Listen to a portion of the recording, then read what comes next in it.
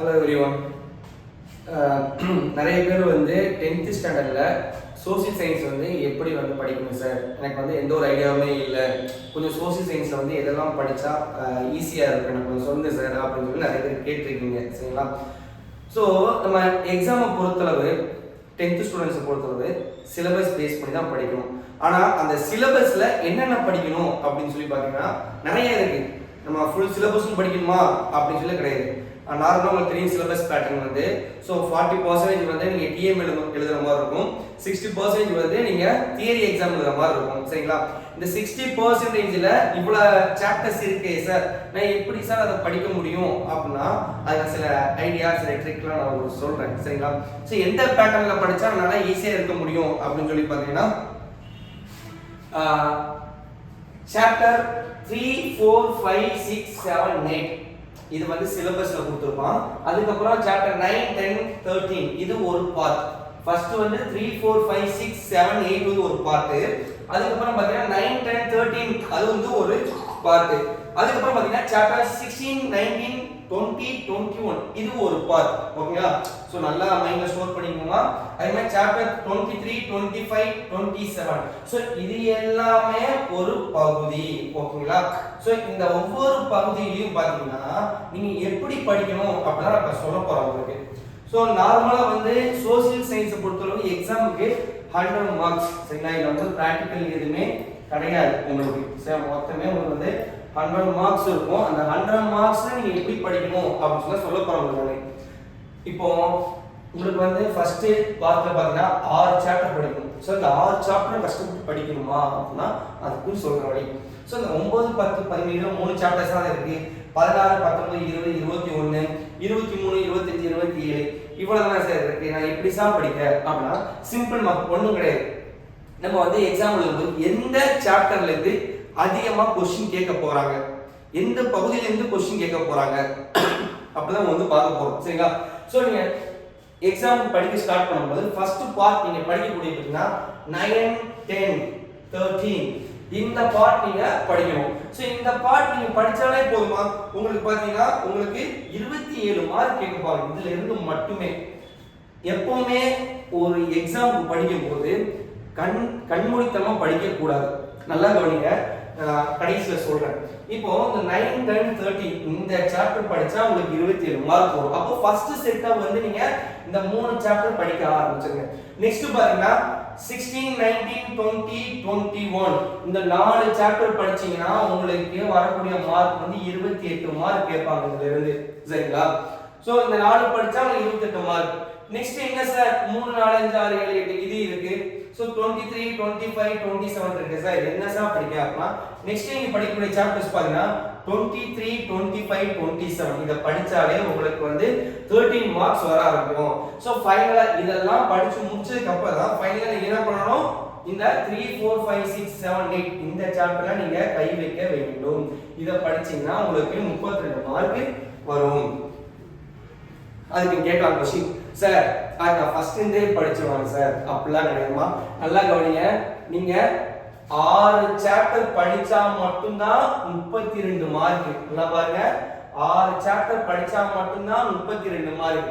ஆனா இங்க அப்படி இல்ல, 3 சாப்டர் படிச்சா போதும். எனக்கு 3 சாப்டர் படிச்சா எனக்கு 27 மார்க் கேக்குறான்.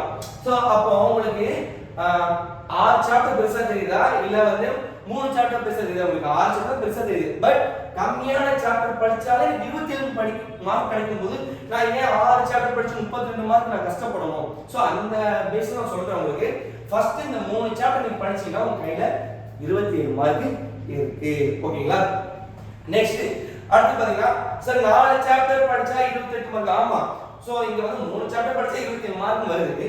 அப்ப இங்க அடிஷனலா ஒரே ஒரு சாப்டர்ஸ் மட்டும் படிச்சீங்கன்னா உங்களுக்கு 28 மார்க். சரிங்களா?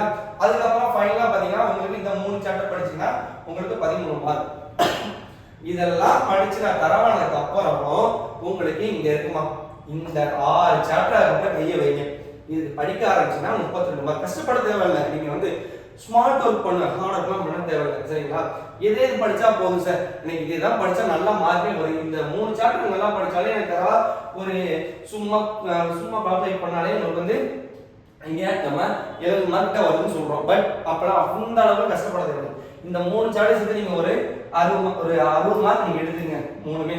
சரிங்களா? நல்லா படிச்சு அந்த இந்த மார்க் போனாலும் உங்களுக்கு 60 மார்க் வரும். சரி, இதுல ஏதாச்சும் நீங்க கண்மூடித்தனமா இல்ல நல்லா படிச்சு நல்லா ஸ்கோர் பண்ணணும்னா அட்லீஸ்ட் இதுல ஒரு 20 மார்க்கோ இல்ல 15 மார்க்கோ நீங்க எடுத்தாலும் கூட உங்களுக்கு வந்து ஒரு 75 மார்க்கோ 80 மார்க்கோ ஈஸியா ஸ்கோர் பண்ணிட்டு போயிடலாம்.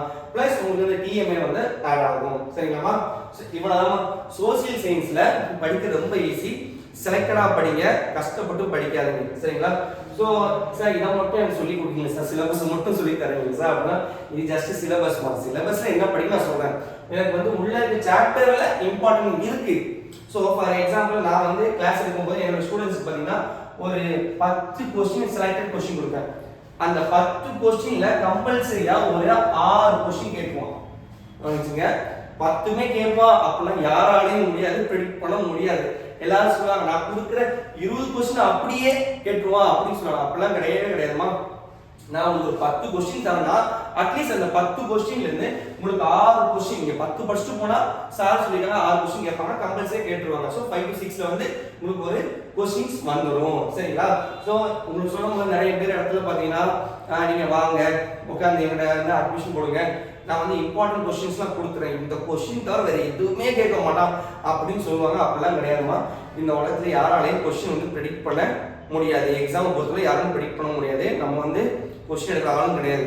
பட் என்ன क्वेश्चन கேட்பாங்க அப்படின்னு சொல்லி நம்ம ஈஸியா சொல்லிடலாம். அதெல்லாம் சொல்றேன் 10 क्वेश्चन அட்லீஸ்ட் உங்களுக்கு 5 to 6 ஆகும் நம்ம சொல்றது வரும்.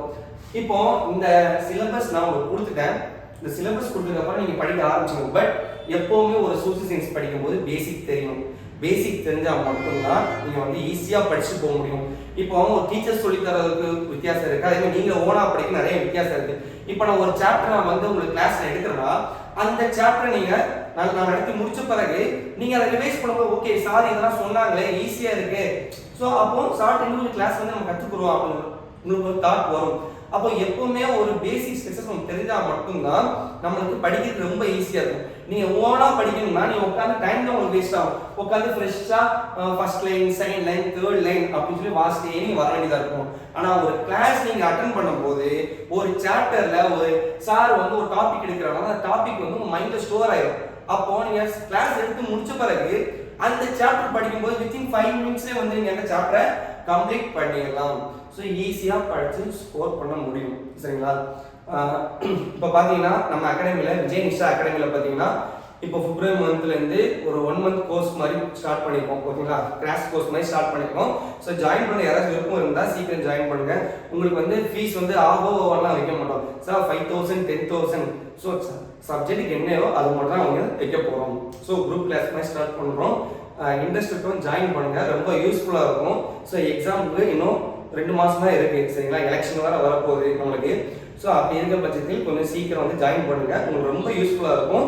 ஸோ எக்ஸாம் டைம்ல ஹெல்ப்ஃபுல்லாகவும் உங்களுக்கு இருக்கும். சரிங்களா? உங்களுக்கு ஏதாச்சும் இன்ஃபர்மேஷன் வேணும்னா நம்ம விஜய் நிஷா அகாடமிக்கு வந்து கால் பண்ணுங்க. ஓகேங்களா? இல்லைனா மேலே இருக்க நம்பருக்கு வந்து நீங்கள் கான்டாக்ட் பண்ணுங்க. உங்களுக்கு எல்லா இன்ஃபர்மேஷன் நாங்கள் கொடுத்துருவோம். ஸோ நம்பி வாங்கம்மா, நம்பிக்கையோட நீங்கள் போங்க. சரிங்களா? எந்த ஒரு மாற்றமும் இருக்கு, உங்களுக்கு எந்த ப்ராப்ளம் ஆகாது உங்களுக்கு. சரிங்களா? நீங்க எங்ககிட்ட வந்தீங்கன்னா உங்களுக்கு A to Z எல்லாமே ப்ராப்பரா நாங்களே பண்ணி கொடுத்துருவோம். சரிங்களா? நீங்க வந்து எக்ஸாம் பத்தி பயப்பட தேவையில்லை. எங்க அகாடமி ஜாயின் பண்ணுங்க, நீங்க வந்து கண்ணை மூட்டுவே எக்ஸாம் எழுதலாம் அப்படிதான் சொல்லுவேன். கண்ணை திறந்து வச்சாதான் எக்ஸாம் எழுத முடியும். சரிங்களா? ஸோ படிச்சா எக்ஸாம் எழுதலாம், படிக்காம என்ன வயசுல பாஸ் பண்ண முடியாது. எக்ஸாமுக்கு என்ன தேவையோ அது எல்லாமே நாங்கள் சொல்லி கொடுத்துருவோம். அதை மட்டும் நீங்க மைண்ட்ல ஸ்டோர் பண்ணிட்டு எழுதுங்க. சரிங்களா? படிச்சு உள்ள போய் பார்த்து எழுதலாம் அப்படிலாம் அந்த ஆப்ஷனே கிடையாது. சரிங்களா? படிங்க, நல்ல மார்க்ஸ் ஸ்கோர் பண்ண முடியும். ஓகேங்களாம்மா? தேங்க்யூ.